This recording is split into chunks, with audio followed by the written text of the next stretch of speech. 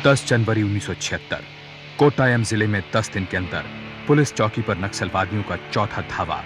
वे आपातकाल में जनतांत्रिक अधिकारों के कुचले जाने का विरोध कर रहे थे, लेकिन आम आदमी नक्सली आतंक और सरकार के बीच सहम सा गया था।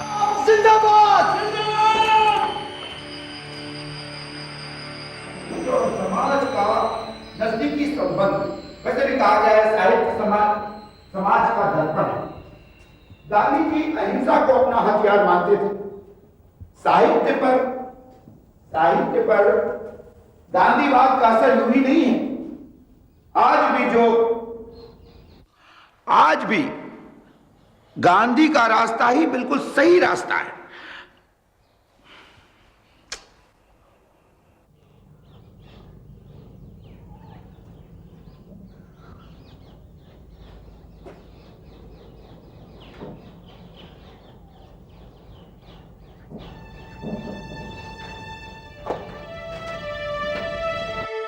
कई लोगों की ही तरह कोट्टायम के कॉलेज में हिंदी के प्रोफेसर विष्णु नाम्बियार भी आपातकाल की ज्यादती को लेकर परेशान थे, लेकिन सबसे ज्यादा चिंता उन्हें युवाओं के अंदर बढ़ती बेचैनी की थी। ये बेचैनी उन्होंने अपने बेटे एन बालागोपालन की आंखों में भी देखी थी, जो आज फाइनल सेमेस्टर के लिए रीजनल इंजीनियरिंग कॉलेज पुनलूर लौट रहा था। बाला, तैयारी हो गई? क्या बात करते हैं? अच्छा, अम्मा के रहते हो सकती है बाला? उनका बस चले ना तो सारा का सारा घर मेरे सूटकेस में पैक कर दे। उन्हें तो पुलिस में होना चाहिए। क्यों की क्या बात है, मेरे सूटकेस की तरह सारे शहर के लड़कों को एक ही जेल के अंदर भर देती। इतने सारे जेलों की जरूरत ही नहीं पड़ती। नहीं, देख रहा हूँ कि तुम्हारी बातों में पॉलिटिक्स ज्यादा है, पढ़ाई की बातें कम। अच्छा, अब आंख मीच के तो नहीं बैठ सकते ना? थोड़ी सी दाढ़ी बड़ी हो या बाल लंबे हो जाएं, बस पुलिस उठाकर जेल के अंदर बंद कर देती है। जंगल राज समझ रखा है। पुलिस क्या करे? चारों तरफ नक्सलाइट का आतंक जो फैला हुआ है। इसका मतलब ये है कि मासूम स्टूडेंट्स को उठाकर नक्सली समझकर जेलों के अंदर भर दिया जाए। क्या बात कर रहे हैं आप? क्या बात कर रहे हैं भाई? और तुम्हारे कॉलेज में नक्सलाइट स्टूडेंट नहीं है क्या? तुम उनसे जरा दूर रहा करो, मैं बता देता हूँ।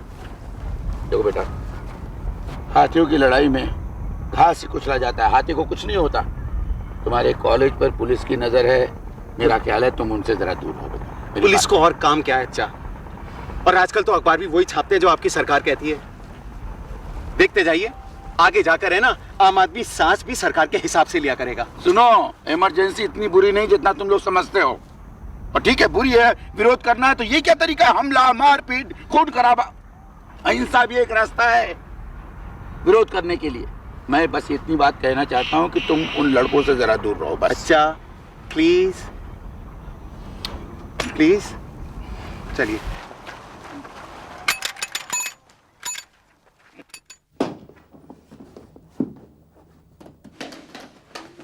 ये क्या माँ, क्या क्या ठूस दिया इसमें? अभी से बंद कौन करेगा? तू क्या कर रहा है? तू हट। चल, पता नहीं हॉस्टल में कुछ खाता है, छोड़ता है, क्या पता। कौन खाता पीता है तो अभी पता चल जाएगा। बंद करके दिखाओ इसे। लगाओ जरा जोर। हाँ हाँ, अभी बंद करती हूँ। 1 मिनट में सब बंद हो सही, जोर लगा के हैशा। एक बार में हो गया बंद। वाह अम्मा पहलवान, एक ही झटके में बंद। लेकिन मुझे क्या ऐसे ही भेजने का इरादा है? अयो, उस शर्ट में तो बटन लगाकर मैंने कर दी सूटकेस में बंद। और आप चलो अच्छा के पहन के चले जाना। उनकी मूड देखा उनका? बहुत डेंजर मूड में है, गुस्सा है मुझसे, पता नहीं क्यों। अरे वो और उनका गुस्सा। तेरे लिए खीर क्यों बना रहे हैं अगर तेरे से गुस्सा है तो? खीर? मेरे लिए?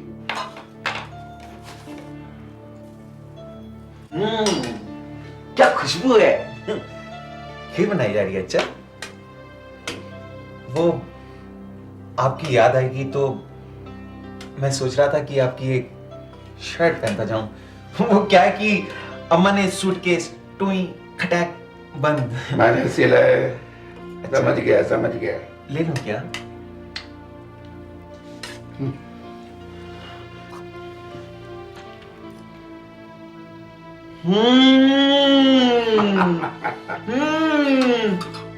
क्या कमाल है।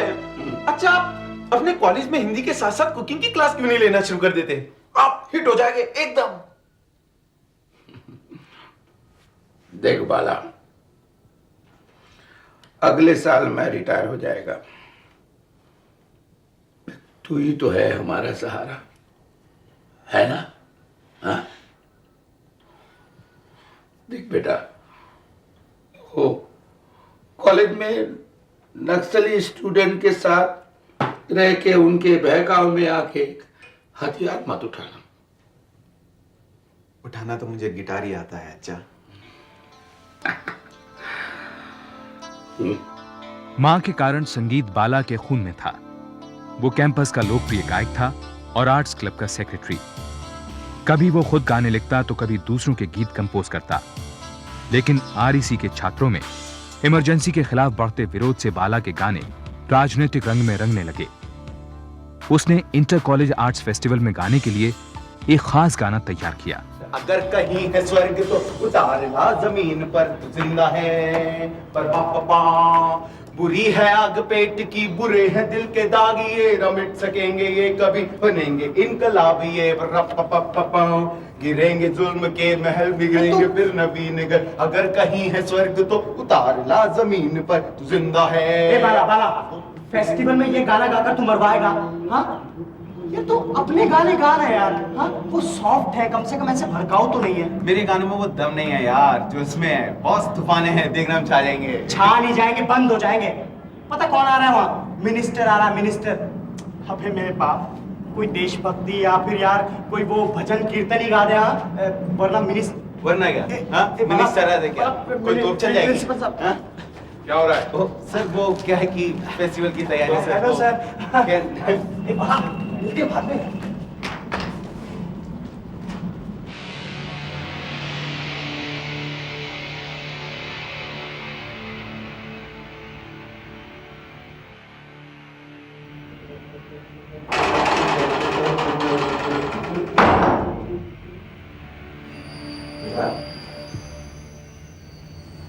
दुनिया क्या कर रहा है? सुनाई कि तुम एक्सलाइट हो गया? क्या जरूरत नहीं सब करने की? और तुझे किसी ने कुछ समझाया? तेरे फादर ने या किसी और ने? अपना सारा करियर चौपट करके तू दिखाने की कोशिश क्या कर रहा है? Quotes from Gandhi. The story of my experiments with truth, ahimsa, democracy. काफी असर हो गया इन सब किताबों का, है ना बाला? कभी उन गरीब किसानों, मजदूरों, शोषितों के बारे में सोचा है जिनका खून तुम्हारी डेमोक्रेसी चूसती है? ठीक है यार, चूसती है। इसका मतलब ये कोई ना कि तुम हथियार उठा लो। रास्ता ढूंढने की बात है boss. And I am sure ऐसे और भी बहुत से रास्ते होंगे जिनसे इमरजेंसी का विरोध किया जा सकता है बगैर किसी हिंसा के। मिडिल पाथ है ना, बीच का रास्ता। बाला, पॉलिटिक्स में बीच का कोई रास्ता नहीं होता। जो हमारे साथ नहीं वो हमारा दुश्मन है। आर्म स्ट्रगल के बिना कुछ नहीं होने वाला है। कल हमारी मीटिंग है, तू उसमें आ, तुझे पता चलेगा हमारी लड़ाई क्या है।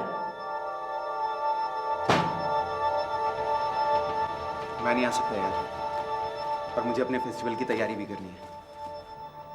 ठीक है, डू यू माइंड अगर मैं और मेरे कुछ कॉमरेड्स यहाँ पे रात बिताएं? क्या? तुम क्या प्लानिंग करने की कोशिश कर रहे हो यार? ये सब तुझे जानने की जरूरत नहीं है। तेरा तो इन बातों में इंटरेस्ट ही नहीं है ना।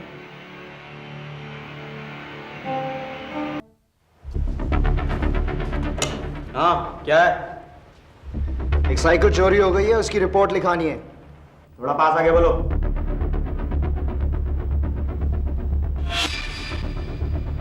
हाँ, बोलो। क्या है?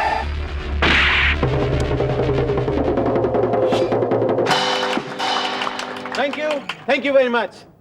दोस्तों, अब जो गाना मैं गाने जा रहा हूं वो रीजनल इंजीनियरिंग कॉलेज के स्टूडेंट्स की ओर से आप सभी को समर्पित है। और मैं चाहूंगा कि ये गाना आप हमारे साथ मिलकर गाएं। 1 2 3 4। जिंदा है तो जिंदगी की जीने पर यकीन कर, अगर कहीं है स्वर्ग तो उतार ला जमीन पर, तो जिंदा है। सितम के और चार दिन, सितम के और चार दिन, ये मिल जाएंगे जब गुजरे हजार दिन। कभी तो वो समझते ही बाहर, कहीं है स्वर्ग तो उतार ला जमीन पर, तो जिंदा है। आग पेट की, बुरे हैं दिल के दाग, ये न मिट सकेंगे ये कभी, बने मंत्री जी, श्री के माधवन साहब को एक जरूरी मीटिंग की वजह से बाहर जाना पड़ रहा है, इसलिए इस कार्यक्रम को हम यहीं खत्म करते हैं। सर मिनिस्टर साहब को जाना है तो जाए, प्रोग्राम रोकने की क्या जरूरत है? आप ऐसा नहीं कर सकते हैं सर? क्या कर सकते हैं बच्चे, अभी तुम्हें मालूम नहीं। सर जो कर सकते हैं उसका कुछ आइडिया तो है हमें, पर ये जबरदस्ती है sir. Keep your mouth shut, young man, otherwise। क्या यार? Circle inspector William D'Cruz here. बोलो, ऊंचा बोलो, कुछ सुनाई नहीं दे रहा, ऊंचा बोलो। हेलो सर, नक्सलाइट हमारे हथियार लेकर भाग रहे हैं और सर हम में से कोई चल चल चल, बाला भाग भाग, जल्दी कर बाला भाग, इंकलाब जिंदाबाद, चल बाला भाग भाग। उसी रात चंगनाचेरी थाने के इंचार्ज ने तलाश शुरू की, लेकिन नक्सली अंधेरे का फायदा उठाकर भाग निकले। गृह मंत्री के माधवन ने नक्सलियों की धरपकड़ के आदेश दिए। रातों रात जांच टीम बनाई गई, जिसने पास के बांध के इंस्पेक्शन बंगलों को इन्वेस्टिगेशन कैंप में तब्दील कर दिया। धड़ाधड़ गिरफ्तारियां की गईं। जांच का जिम्मा स्कॉटलैंड यार्ड में ट्रेनिंग पाए युवा अफसर तेज तर्रार डीआईजी रमन कार्था को सौंपा गया। 4 लड़के नक्सली कह लो आते हैं, पुलिस वालों को मारते हैं, हथियार लूटते हैं और मजे से चले जाते हैं। Good, very good. 8 थानों पर हमले भी हो चुके हैं। What an achievement. आप लोगों को तो मेडल मिलना चाहिए इंस्पेक्टर डिक्रूज। लेकिन सर हमने पूरी तैयारी कर। तैयारी नक्सली करते हैं, हम पुलिस वाले सिर्फ नौकरी करते हैं, सिर्फ नौकरी। पहली तारीख को तनख्वाह बस। मुझे तैयारी नहीं, रिजल्ट्स चाहिए, रिजल्ट्स। चंगनाचेरी थाने पर अटैक की कोई लीड? 4 में से किसी एक का नाम बाला या बालन था सर। हमारे कांस्टेबल ने सुना था जब वो भाग रहे थे। और मैं सुन रहा हूँ। मैं एक बात ये कहना चाह रहा था कि सबके पीछे प्रसाद का हाथ है। वो रीजनल इंजीनियरिंग कॉलेज का स्टूडेंट है और उसको इस लीड की क्या आप आरती उतारेंगे? हाँ, और मेरा मुंह क्या देख रहे हैं आप? जाइए कॉलेज के एक बाला या बाला नाम वाले लड़के को उठा लाइए। Get them. Just get them. किसी की मुस्कुराहटों पे हो निसार, किसी का दर्द मिल सके तो ले उधार, जीना इसी का नाम है। ट्रॉफी किधर है बाला बाबू? ट्रॉफी तो सेंसर वाले ले गए चाचा। ये बाला बाबू के होते हुए सेंसर वाले ले गए। ये सेंसर वाला कौन सा कॉलेज है? सरकार का है चचा। अभी जरा तुम भी झाड़ू है ना, थोड़ा ध्यान से लगाया करो, वरना ज्यादा धूल उड़ाने के इल्जाम में अंदर कर दिए जाओगे। चल जल्दी आ।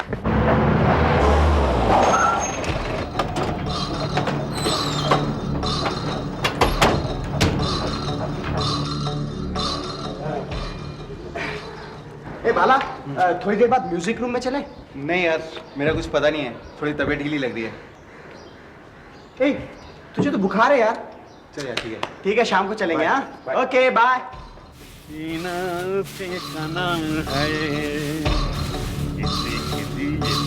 प्यार को बढ़ाए।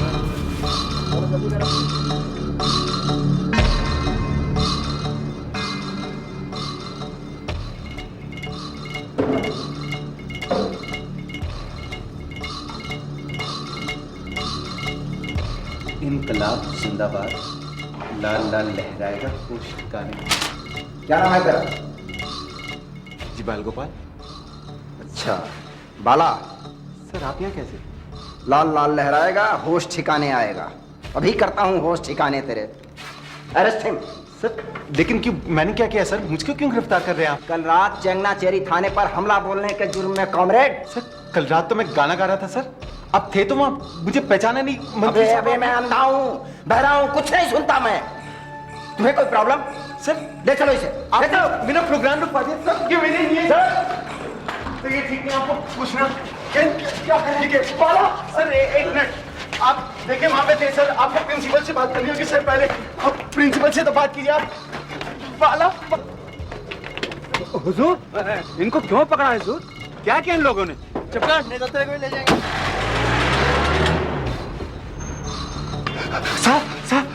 साहब पुलिस वाले कानून में ले गए। अरे किसको ले गया?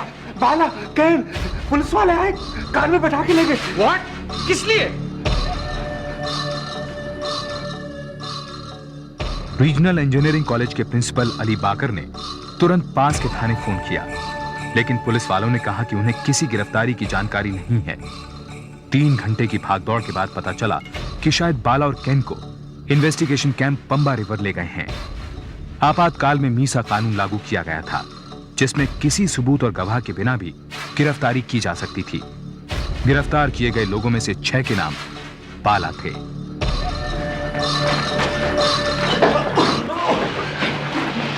एक और बाला। हाँ बाला। प्रसाद सर, एक मिनट। प्रसाद से मेरा कोई लेना देना नहीं है। मुझे कैसे पता होगा सर कि गन्स कहाँ रखी? सर गन्स कहाँ रखे? एक मिनट बात सुनेंगे आप मेरी? किस गन की बात कर रहे हैं? ये वाली। सर एक मिनट बात तो सुनिए आप। बाला बचा ले। बड़ा मजा आया था? बड़ा मजा आया था पैम्फलेट फेंकने में। साले असली मजा तो अब आएगा।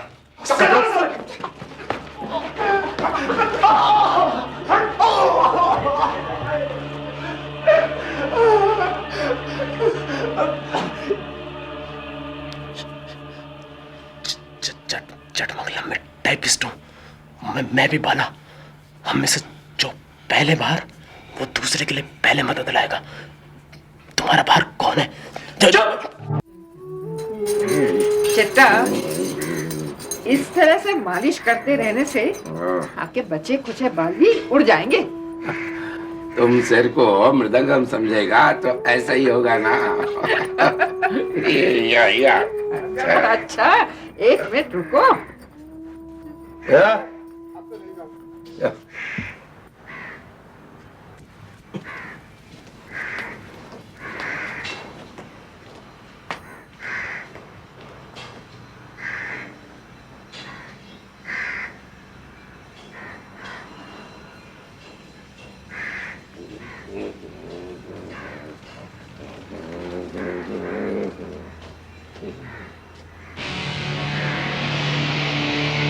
हिंदू, हिंदू।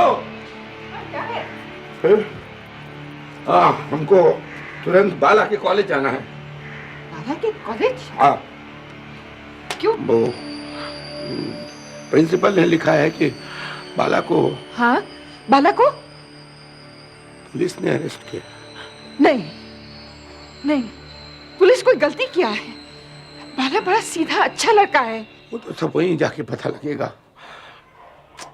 इतना समझाया स्टूडेंट पॉलिटिक्स में नहीं जाना, लेकिन चक्का देखो, तुम बाला को सीधा घर ले आना। हाँ, उसे डांटना मत, उसे कुछ मत कहना। मैं उसे समझा लूंगी। ठीक है, तुम वो दो शर्ट। हाँ, अभी देती हूँ। बोल सर, बोल कि थाने में तू ही था। बोल।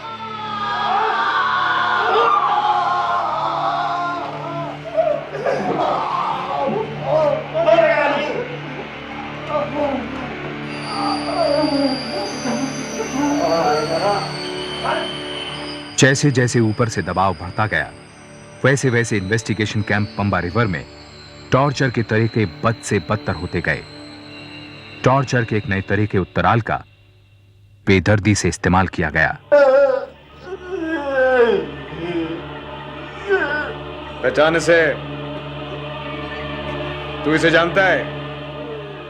तू इसे जानता है? रोल आ जा, जोर से।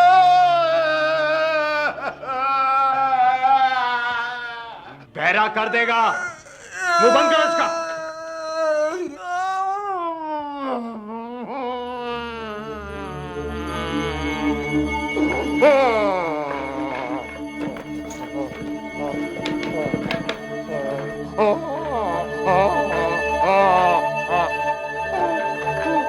एक मिनट।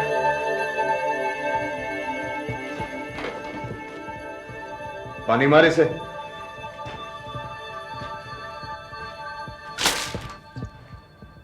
बाला,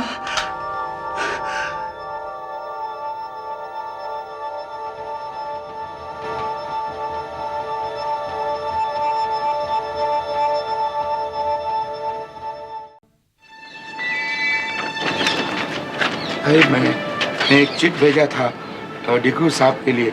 मेरा बेटा N Bala I am William D'Cruz, बोलिए। सर नमस्कार, मैं विष्णु नाम्बियार, मैं एन बालागोपालन का फादर। अच्छा, N Balagopalan. Yes sir. Sir ये बाला का फोटो है सर, एक बार उसे माफ कर दीजिए सर। किसे? मेरे बेटे बाला को सर, वो ऐसी गलती कभी नहीं करेगा। ये उसका है बर्थ सर्टिफिकेट सर, और ये जमानत के पैसे लाए। ये पैसे अपने पास रखिए, कभी काम आएंगे। सर देखिए, वो नक्सली था, कल रात यहाँ से कैंप छोड़कर भाग गया। भाग गया? हाँ, पकड़ा जाएगा तो कॉलेज को इन्फॉर्म कर देंगे। अब आप लोग जाइए। सर वो नक्सली नहीं था। मैंने कहा ना जाइए, चलिए जाइए।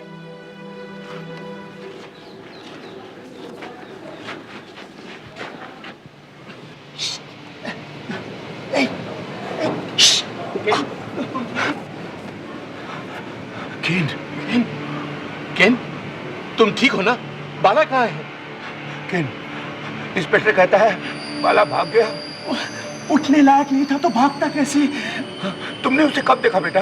कल रात अंकल। कल रात? पर अभी तो इंस्पेक्टर बोला कि वो कल रात भाग। आज सुबह तो मैं उसको टॉर्चर रूम में देखा था। हाँ।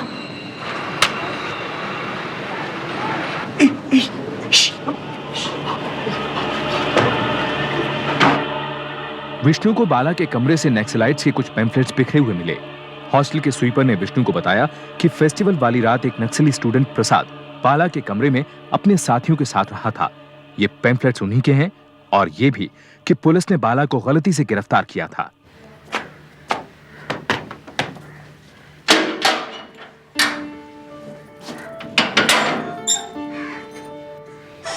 बाला कहाँ है? भाग गया। इंस्पेक्टर बोला वो नक्सली है। नक्सली?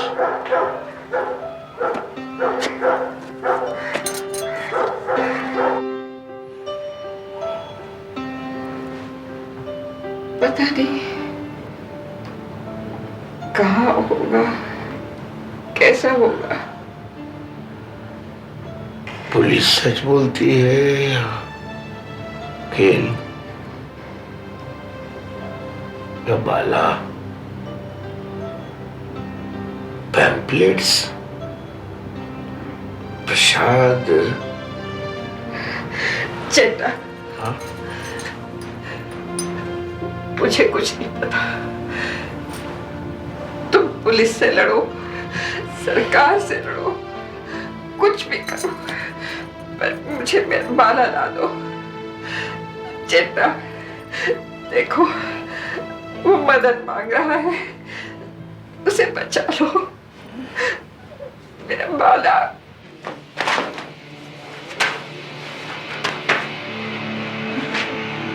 बाला को ये क्या? तबीयत खराब है, डॉक्टर के पास ले जा रहा हूं। बहुत आवाज निकल रही है। कहीं ये बाला मर तो नहीं? सर ये मुसीबत बन सकते हैं, इन्हें कोची सेंट्रल जेल में डाल दो। लेकिन सर हमारा जुर्म। देशद्रोह, तोड़फोड़, मीसा कानून तुम जैसे लोगों के लिए ही बना है।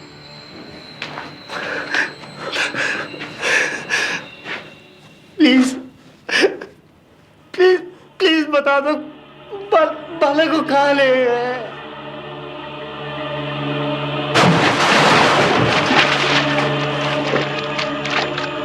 12 दिन चले ऑपरेशन के बाद पंबा रिवर का इन्वेस्टिगेशन कैंप बंद कर 300 कैदियों को अलग अलग जेलों में डाल दिया गया। बेटे की मौत से अनजान विष्णु नाम्बियार ने हर चौकी, थाने, जेल के चक्कर काटे, लेकिन बाला की कोई खबर नहीं मिली। फिर उन्होंने कई अफसरों, मंत्रियों के दरवाजे खटखटाए। सबने मदद का वादा किया, लेकिन कुछ नहीं हुआ। आखिर में उन्हें पता चला कि ये गिरफ्तारियां गृह मंत्री के माधवन के कहने पर हुई थीं। वो के माधवन से मिलने त्रिवेंद्रम पहुंचे। हाँ, कहा था भाई 2 फरवरी को एन बाला गोपालन नाम का कोई लड़का अरेस्ट हुआ था। बाला, बालन, बालक गोपालन। पिछले एक हफ्ते में सर 1 दर्जन लड़के अरेस्ट हुए हैं। किस लिए? चेंगनाचारी पर नक्सली अटैक सर। आपने ही ऑर्डर्स दिए थे। कॉलेज से अरेस्ट किया था सर। ये उसका फोटो है सर, नाम एन बाला गोपालन सर। सर बैठिए बैठिए, आप बैठिए।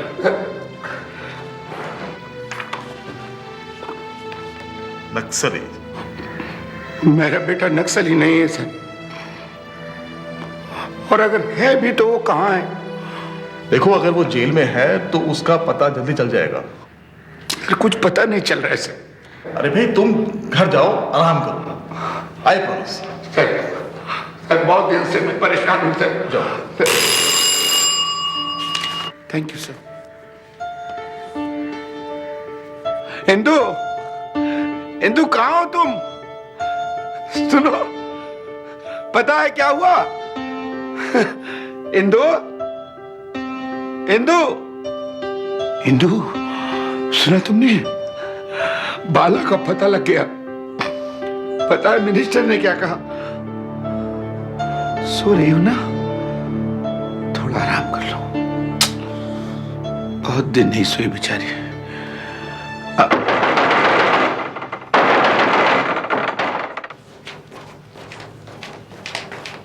कौन है? कौन? सर मैं प्रसाद। प्रसाद? वही प्रसाद? जी। जाओ यहां से।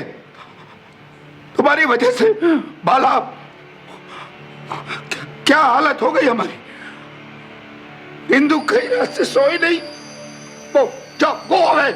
सर प्लीज मेरी बात तो सुन लीजिए। मैं और मेरे कुछ दोस्त, हम लोग अपनी कॉमरेड्स को छुड़ाने का प्लान बना रहे हैं। बाला कॉमरेड नहीं है। सर बस इतना बता दीजिए कि बाला है कहाँ, हम उसे भी छुड़ा लाएंगे। पहले उसे जेल भेजा, फिर उसे भगा दिया, और अब बाला स्टेट पावर इस खोखले सिस्टम का शिकार है। देखो, मैं तुम्हारी तरह पागल नहीं है। हमको इस सिस्टम पे बिलीफ है।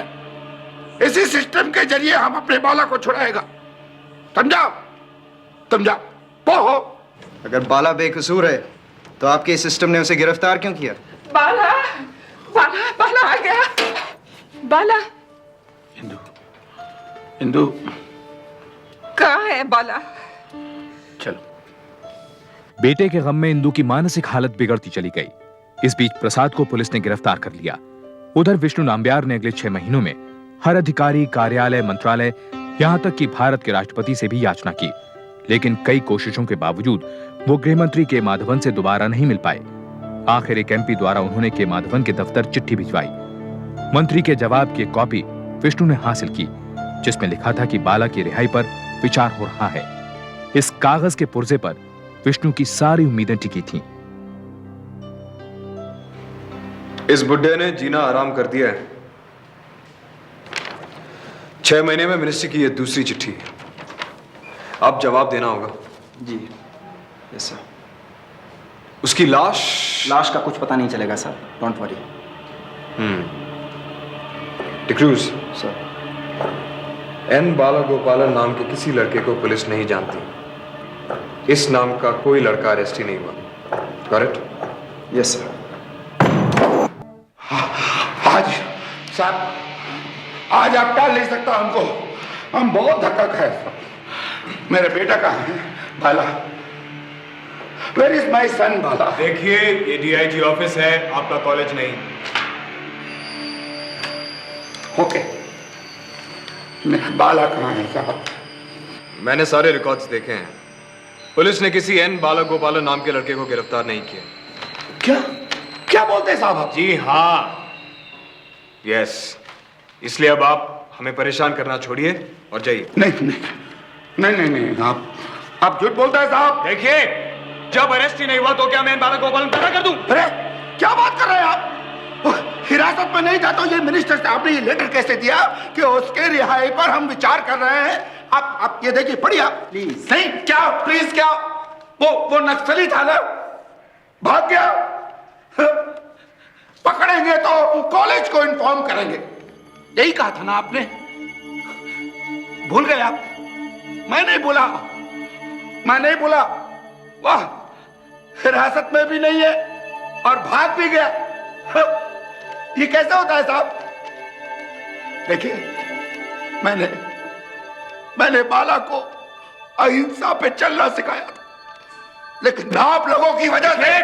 देखिए आप, मेरा बेटा किधर है? मेरा बाला कहाँ है? बताओ। बाला की गिरफ्तारी के 1 साल बाद इमरजेंसी खत्म होते ही राज्य के चुनाव की घोषणा हुई। विष्णु नाम्बियार रिटायर हो गए थे। रिटायर्ड विष्णु की आंखें जिसे खोज रही थीं, रिहा किए गए हजारों कैदियों में उन्हें वो बाला नहीं दिखा। किंग बेटा, बाला है ना?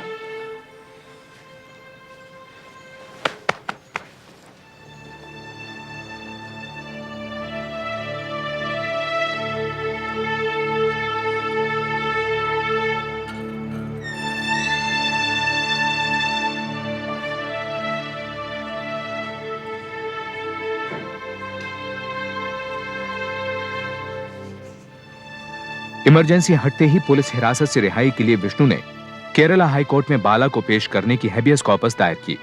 सरकार ने जवाब दिया कि बाला उसकी हिरासत में नहीं है। अब विष्णु ने पुलिस और सरकार को दोषी बताते हुए बाला की रिहाई के पर्चे छपवाए और सड़कों पर बांटने लगे। चुनाव के गर्म माहौल में विष्णु को प्रेस से सपोर्ट मिलने लगा। मेरा बेटा कहाँ है? अरे भाई, आप लोग प्रेस वाले इस बात को इतना क्यों उछाल रहे हैं? मैं कितनी बार बता चुका हूं कि इस व्यक्ति का पुत्र कभी गिरफ्तार किया ही नहीं गया। आप लोग इनके बहकावे में मत आइए। बहकाव आप रहे मिनिस्टर साहब। पहले कहा रिहा कर दिया, फिर कहा गिरफ्तार ही नहीं किया, फिर मेरा बेटा गायब कहाँ हो गया? अरे भाई, मैं कह चुका हूं कि तुम्हारा पुत्र कभी गिरफ्तार किया ही नहीं गया। ड्राइवर चलो भाई। मेरा बेटा गायब कहाँ? छोड़ो। मेरा बेटा कहाँ है? के माधवन चुनाव जीते और मुख्यमंत्री बने, लेकिन विष्णु ने अपनी याचिका में उन्हें भी जवाबदेह माना। हालांकि हैबियस कॉर्पस में कभी भी गवाहों को अदालत में पेश नहीं किया जाता, पर चूंकि जज सरकारी जवाब से संतुष्ट नहीं थे, इसलिए उन्होंने एक ऐतिहासिक फैसला दिया कि सरकारी जवाब की सच्चाई जानने के लिए इस याचिका के गवाहों की सुनवाई करेंगे। लेकिन सरकारी तानाशाही के आतंक से उबर रहे देश में गवाही देने को कौन तैयार होता? नहीं, तुम गवाही मत देना। मैं ये नहीं कह रहा कि तुम गवाही दो। No problem. तुम समझा मेरा बात बेटा? क्या हुआ था बेटा? बाला के साथ क्या हुआ था? अंकल, हमें गिरफ्तार करके इन्वेस्टिगेशन कैंप ले जाया गया था। वहां हत्यारों और नक्सलियों के बारे में हमसे सवालात पूछने लगे और पहचाने से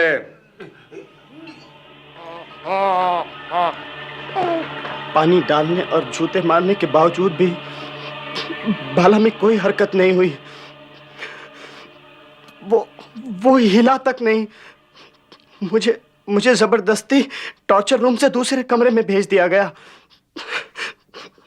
योर लॉर्डशिप, ये केस राजनीतिक साजिश का नतीजा है। केवल एक गवाह पर भरोसा नहीं किया जा सकता। दूसरा गवाह पेश करने की इजाजत दें। रात के बाद अगली सुबह मैं बाला को टॉर्चर रूम में देखा था। मैं पूछा भी कि बाला मर तो नहीं गया, पर मुझे उधर जाने तक नहीं दिया गया साहब। एन बाला गोपालन एक नक्सलाइट था। कई नक्सलियों ने कबूल किया है कि वो उन्हें पनाह देता था। उसे गिरफ्तार कभी नहीं किया गया, ना वो कभी पुलिस हिरासत में था। मेरी आंखों के सामने कैन और बाला को पुलिस ने जिम में बैठाया। मैं पीछे दौड़ा। मैंने प्रिंसिपल साहब को बताया जी। अगले दिन मैं खुद बाला के फादर मिस्टर नाम्बियार के साथ इन्वेस्टिगेशन कैंप गया था।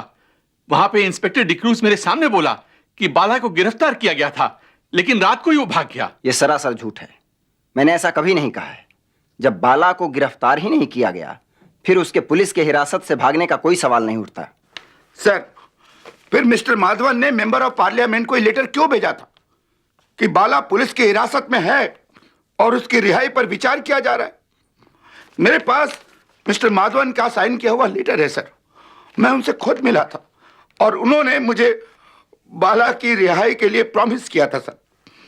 मिस्टर के माधवन का ही एफिडेविट है योर लॉर्डशिप कि वो विष्णु नाम्बियार से मिले जरूर थे, लेकिन उन्होंने आगे ये कभी नहीं कहा था कि उनका बेटा पुलिस हिरासत में है। एफिडेविट में यह भी कहा गया है कि उन्होंने चिट्ठी भेजी जरूर थी, लेकिन उसमें बाला की रिहाई पर विचार की कोई बात नहीं लिखी थी। देखिए, जो एफिडेविट आपने पेश किया है उससे कहीं यह साबित नहीं होता कि एन बाला गोपालन को गिरफ्तार नहीं किया गया। गवाहों के बयान से यह बात जाहिर होती है कि बाला को रीजनल इंजीनियरिंग कॉलेज से गिरफ्तार करके इन्वेस्टिगेशन कैंप में ले जाया गया था। अब सवाल यह है कि क्या बाला अभी भी पुलिस कस्टडी में है? बाला को इस कोर्ट में पेश करने के लिए मैं रिस्पोंडेंट्स को 21 दिन का समय देता हूं।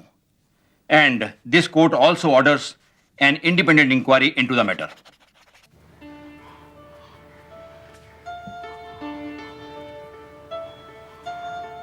जो सोचा बाल आएगा तो क्या बनाएगी है? मैं तो खीर बनाएगा और अब उसे डांटेगा भी नहीं। वो आएगा तो हम तीनों मिलके टेंपल जाएंगे, है ना? हाँ। और उस जज के लिए प्रार्थना करेंगे। हिंदू, हिंदू,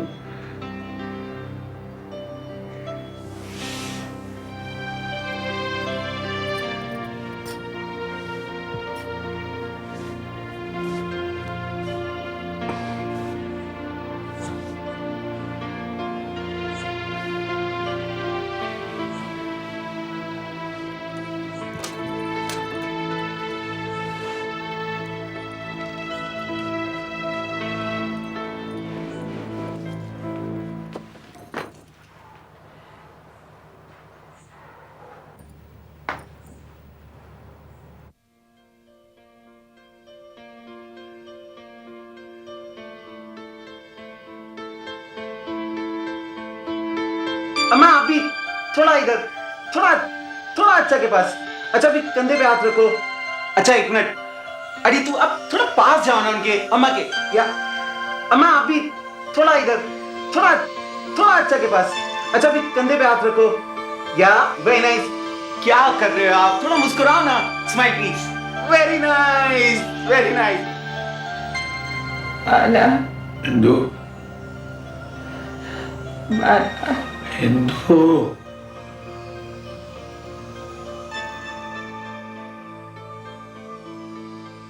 बाला के न मिलने की वजह से आम जनता में सरकार के खिलाफ गुस्सा बढ़ रहा था। जगह जगह पर पुलिस और सरकार के खिलाफ रैलियां निकाली जा रही थीं। इस आक्रोश के कारण कार्था और माधवन पर दबाव बढ़ गया।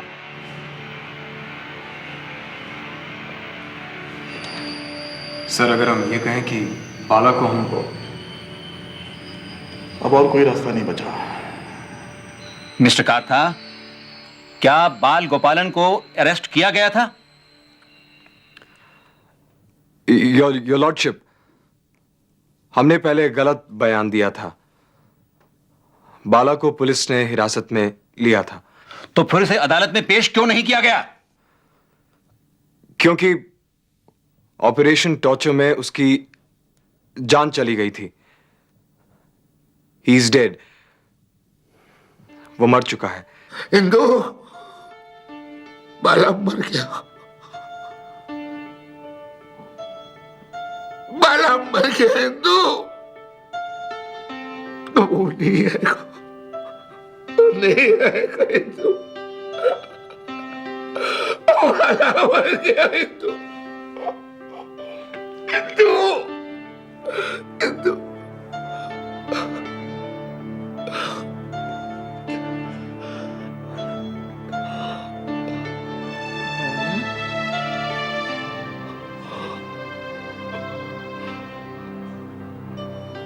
बाला, कहाँ है बाला?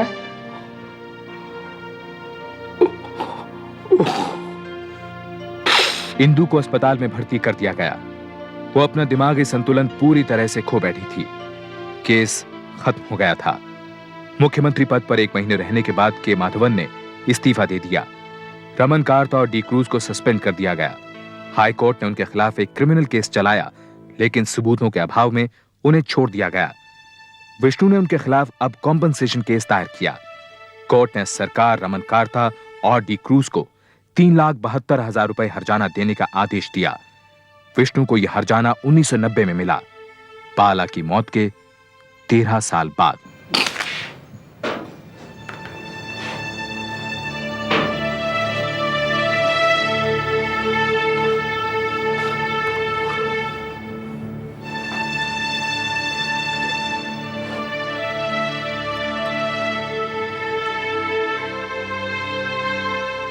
विष्णु ने इस रकम से कोची अस्पताल में जनरल वार्ड बनवाया। बाला के कॉलेज में सिविल इंजीनियरिंग में सबसे ज्यादा नंबर लाने वाले स्टूडेंट के लिए उन्होंने कैश अवार्ड भी रखा है। आज वे बिस्तर से उठ भी नहीं सकते। रमन कार्थ और डी क्रूज फिर बहाल कर दिए गए थे। इस केस से उनके करियर पर कोई असर नहीं पड़ा। कुछ साल पहले रमन कार्था की मौत हो गई। गिरफ्तारी के बाद प्रसाद की कोई खबर नहीं मिली। केन पुणे में एक कंपनी में बड़ा अधिकारी है। इन्वेस्टिगेशन कैंप के पास पंबा नदी में नौसेना के गोताखोरों ने 2 दिन तक लगातार खोज की, लेकिन बाला की लाश नहीं मिली। इंदु नाम्बियार की आंखें अभी भी बेटे की राह तकती हैं। अभी भी वो एक ही सवाल पूछती हैं। हाँ बाला। अरे हलवाई के पास सामान पहुंच गया? जी भाभी। वो टेंट वाले को फाइनल कर दिया ना? वो तो भैया ने कल ही कर दिया था। तू यहाँ क्या कर रहा है? चल जाके मेहमानों को चाय नाश्ता दे। हाँ दे रहा हूँ भाभी। जल्दी कर। अरे जल्दी से लौट क्या? और आप लोग क्या कर रहे हैं? मुंह क्यों लटका रखा है आप लोगों ने? गाना बजाना शुरू करो ना। क्या करे, ढोलक तो तुम्हारी लाडली बहन ने लेके चली गई है। ढोलक वो लेके चली गई, तुम और तुम्हारी लाडली। अब देखो उसे। ले जाएंगे दिलवाले दुल्हनिया ले जाएंगे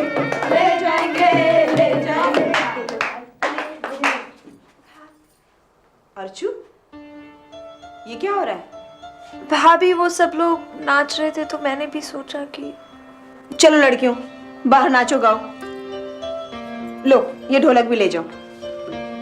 क्या भाभी, बहुत मजा आ रहा था। अर्चू तू पागल हो गई क्या? अपनी शादी में भी कोई नाचता है? तू तो ऐसे नाच रही है जैसे। हाँ खुश तो मैं हूँ ही। क्यों? यहाँ तुझे अच्छा नहीं लगता? भाभी तुमसे अच्छा भला कौन होगा। मैं तो इसलिए खुश हूँ कि पढ़ाई से पीछा छूटा। तुम्हें और भैया को छोड़ के जाते हुए।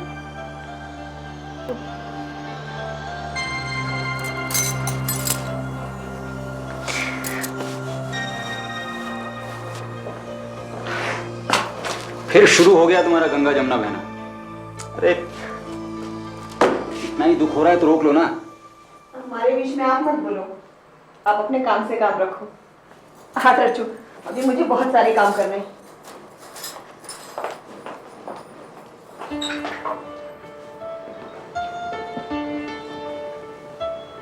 अच्छू, तेरे बिना ये घर कितना सूना हो जाएगा ना। अरे तुम दोनों की टंकियां बात बात पर लीक क्यों हो जाती? चल हंस हंस, शाबाश। अब चल जल्दी से तैयार हो जा, 4 बजे लड़के वाले देखने आ रहे हैं।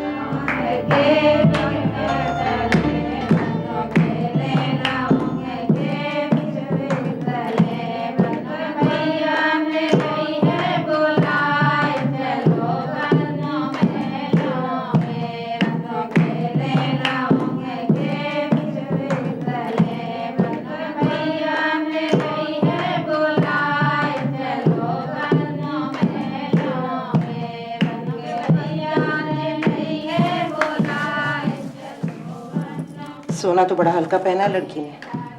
ये सब बातें बाद में हो जाएंगी, रस्म तो पूरी हो जाने दो। अरे जो चाहिए अभी कहेंगे, बाद में चाहे मिले ना मिले।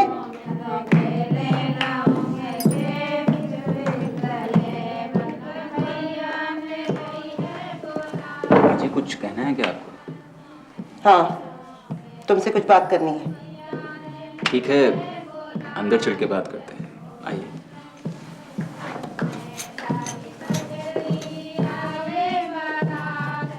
देखिए आपके हिसाब से हमने 11,000 रुपए दिए थे तिलक में। तो कौन सा बड़ा एहसान किया? ये तो रिवाज है। हमारे बड़े की शादी में 21,000 रुपए मिले थे, वो भी सिर्फ लड़का रोकने के लिए। गायत्री, ये भी तो सोचो कि लड़की कितनी सुंदर है, पढ़ी लिखी है। शक्ल को चाटना है क्या? और आप जरा चुप रहिए। ठीक है, तो जो तुम्हें ठीक लगे ना वही करो। देखो भाई संदीप, ये हमारे घर की आखिरी शादी है। अजय की शादी विजय से कम हो ये ना तो हमें अच्छा लगेगा और ना ही अजय को। माँ जी, मैंने बहुत बढ़िया इंतजाम किया है। देखिए, शहर के सबसे बड़े टेंट वाले को बुलवाया है और सबसे बड़े हलवाई को मैंने बुलवाया है। टेंट? मेरे बेटे की शादी टेंट में नहीं होगी। हमें बारात का रिसेप्शन 5 स्टार होटल में चाहिए। जी 5? लेकिन माँ जी उसमें तो बहुत खर्च हो जाएगा। अगर खर्चे की इतनी ही फिक्र है तो ठीक है मैं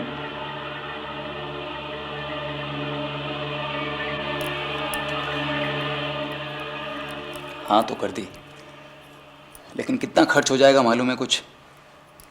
इतना पैसा लाऊंगा कहां से? काम भी मंदा चल रहा है आजकल। अगर लॉकर से मेरे गहने भी। क्या बकवास कर रही हो तुम? नहीं, मैं ऐसा कभी नहीं होने दूंगा।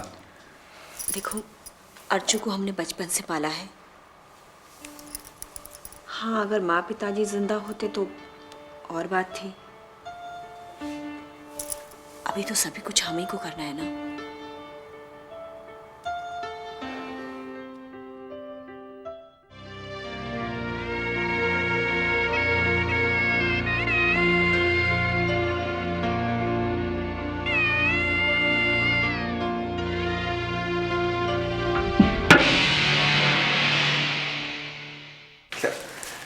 आते ही बन गया बीवी के बल्लू से।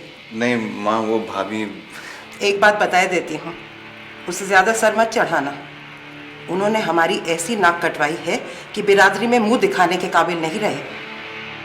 दुल्हन को भी इतने कम गहने पहनाकर भेजा है कि किसी को दिखाने में भी शर्म आए। अब जा, यहाँ क्यों खड़ा है? तेरा इंतजार कर रही होगी।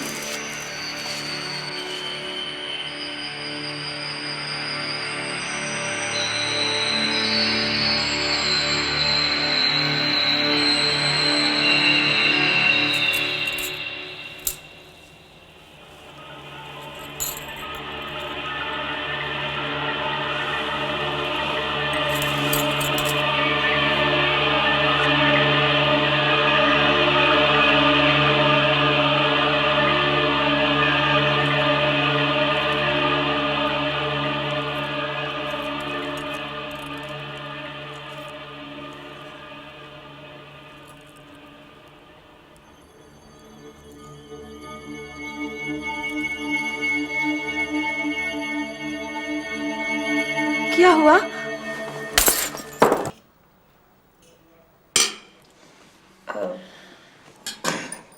अजय खीर लो। नहीं, बस बहुत हो गया। अच्छा तू लेगी और? लाओ मुझे दो। भाई खीर मुझे बहुत पसंद है। क्या हुआ? नहीं, बहुत देर हो गई है, घर पहुंचने में वक्त लगेगा। लेकिन अभी तो 8 ही बजे हैं अजय। नहीं, ठीक बात है, टाइम से घर पहुंच जाना चाहिए। अर्चू जरा तू 1 मिनट अंदर आ।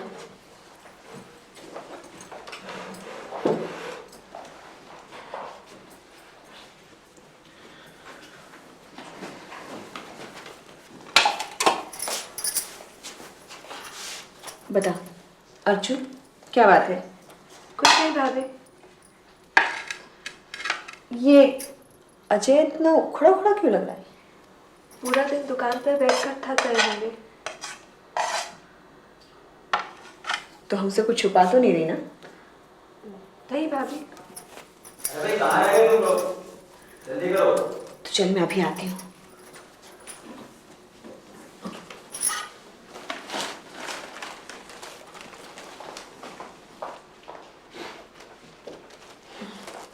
अर्चू, ये तेरे लिए और ये हमारे दामाद जी के लिए सूट का पीस। इसकी क्या जरूरत थी? बहुत कपड़े हैं हमारे पास। लेकिन ऐसे खाली हाथ कैसे जाने देंगे? अजय, अर्चू को लाते रहना, इसके बिना तो घर एकदम खाली खाली सा लगता है। आप चाहिए तो इसको हमेशा के लिए अपने पास रख लीजिए, मुझे कोई एतराज नहीं होगा। अच्छा भाभी, अब चलते हैं।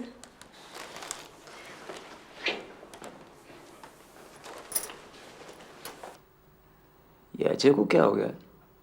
इस तरह क्यों बात कर रहा है? ऐसे कैसे चले आए?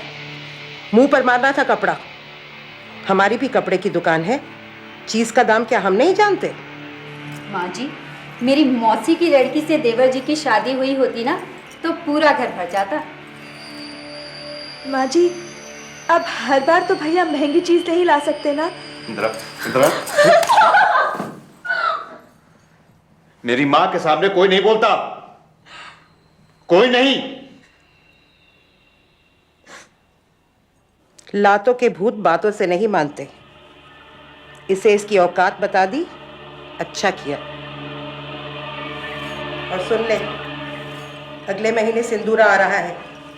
अपने भाई से कहना हमें कपड़ा नहीं सोना चाहिए, नहीं तो मुंह ना दिखाए अपने यहाँ पे।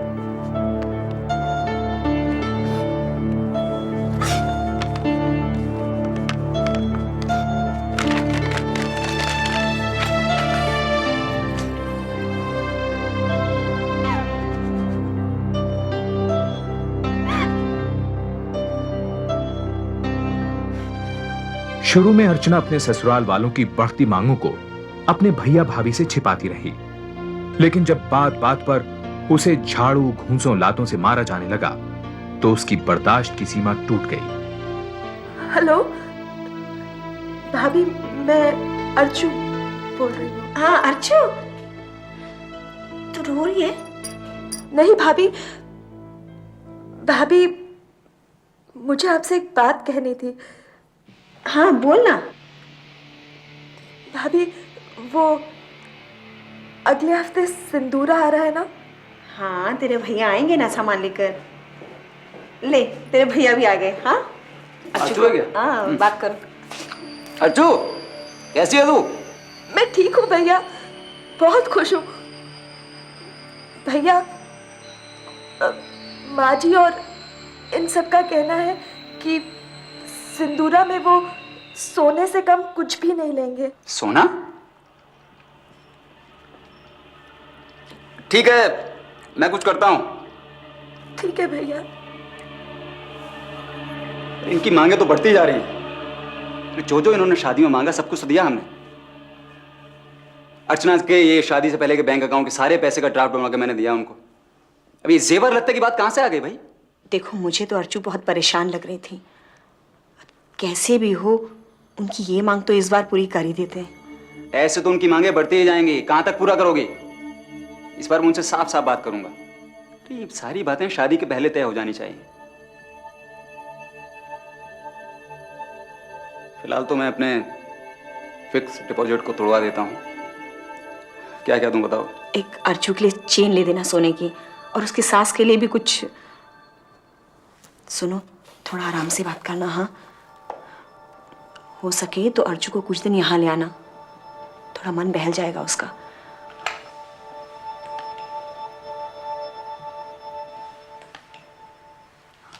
अर्चना दिखाई नहीं दे रही माँ जी। शॉपिंग के लिए गई है, भी आ जाएगी। माँ जी अर्चना शादी के बाद अपने मायके नहीं गई है रहने के लिए। अगर आप कहें तो कुछ रोज के लिए मैं उसको। हाँ हाँ, शौक से ले जाओ, उस पर तुम्हारा भी तो हक है। अर्चना, ये सब क्या है? इतना भारी सामान उठाकर तू क्यों लेकर आई? भाई साहब, आप हमारे घर के मामलों में ना बोलें तो अच्छा है। अब घर का थोड़ा सामान उठा लिया तो घिस गई क्या? दिन भर तो महारानी की तरह बैठी रहती है, भाई के सामने काम दिखा रही है। अब खड़े खड़े देख क्या रही हैं? जाइए अपना सामान बांधिए। आपके भाई साहब आपको ले जाने के लिए आए हैं। क्या कह रही है तू? मैं अभी जाकर उनसे बात करता हूँ। नहीं भैया, उनसे कुछ मत कहना, वो मुझे अपने जब देख, तू अब कहीं नहीं जाएगी, तू यहीं रहेगी। ये कोई मसले का हल थोड़ी है। आप उनके पास जाइए, ठंडे दिमाग से बात करना। पता तो चले कि वो लोग आखिर चाहते क्या है। भाभी, मुझे बहुत डर लगता है, मुझे रात में नींद भी नहीं आती। नहीं, डरने की कोई बात नहीं, हम हैं ना तेरे साथ। बैठ, रुक जा, अभी आती हूँ। नहीं अर्जुन, रो मत, सब ठीक हो जाएगा अर्जुन, रोना नहीं, रो मत। ये ले, इसको हमेशा अपने पास रखना, ये तेरी सारी बलाएं दूर कर देगा। हाँ, लेकिन माँ जी, दहेज में मैंने क्या कमी की है बताइए? मैंने अपनी हैसियत से ज्यादा ही दिया है। देखो संदीप, अजय के लिए हमारे पास कई बड़े घरों के रिश्ते आ रहे थे, लेकिन हमने ये सोचकर शादी की कि बेचारी बिन माँ बाप की लड़की है। जी, लेकिन उसका भाई अभी जिंदा है। और मैं आपको बता देता हूं, अगर आगे से आपने अर्चना के साथ बदतमीजी की तो उसका अंजाम आप देख लीजिएगा। भाई साहब, बस।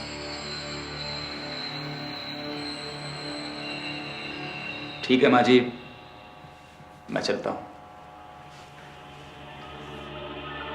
मामला हाथ से बाहर निकल जाने के डर से संदीप ने चुप लगा ली। अर्चना पर उसके ससुराल वालों का अत्याचार बढ़ता गया। अर्चना से नौकरों की तरह बर्ताव किया जाने लगा।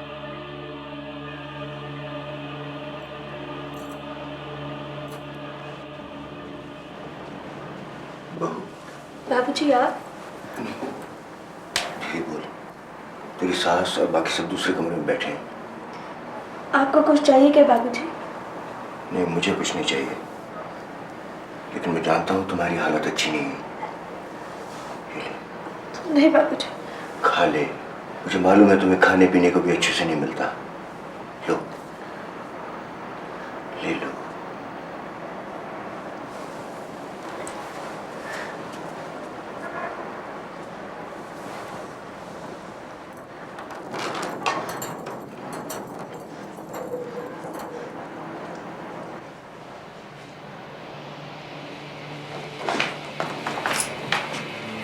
तो अब तू चोरी करना भी सीख गई? नहीं, मैंने नहीं की चोरी। तो ये कहां से आया? जुबान पर ताला लग गया ना? और क्या क्या चोरी किया है बता? बता। क्या हुआ माँ? देख, संतरा चोरी करके खा रही है, आग लगे इसकी जुबान पर।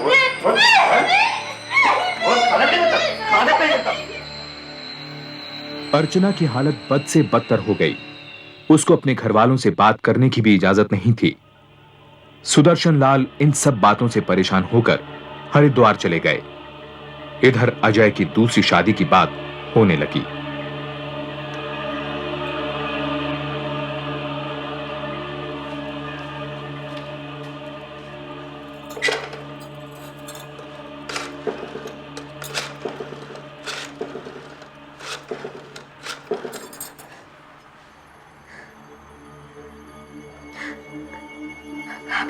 अर्चू, कितने दिन बाद फोन किया। मैंने तेरे घर फोन किया था, शायद तेरी जेठानी ने उठाया। कह रही थी तू अजय के साथ घूमने गई है। चल अच्छा है, तो अपने घर में खुश तो है। तेरे भैया बाहर गए हुए हैं, कल आएंगे। अगर वो होते तो उनसे भी बात कर लेती तू। अर्चू, तू बोल क्यों नहीं रही? भाभी, भाभी मुझे बहुत डर लग रहा है। भाभी, भाभी ये लोग इनकी दूसरी शादी की बात कर रहे हैं। मुझे यहाँ से आके ले जाओ भाभी, मुझे बहुत डर लग रहा है। मुझे यहाँ से आके ले जाओ भाभी। Hello, hello hello Archu, hello. तुझे मना किया था ना फोन को हाथ नहीं लगाना है। गलती हो गई, आप नहीं लगाऊंगी, माफ कर दो मुझे।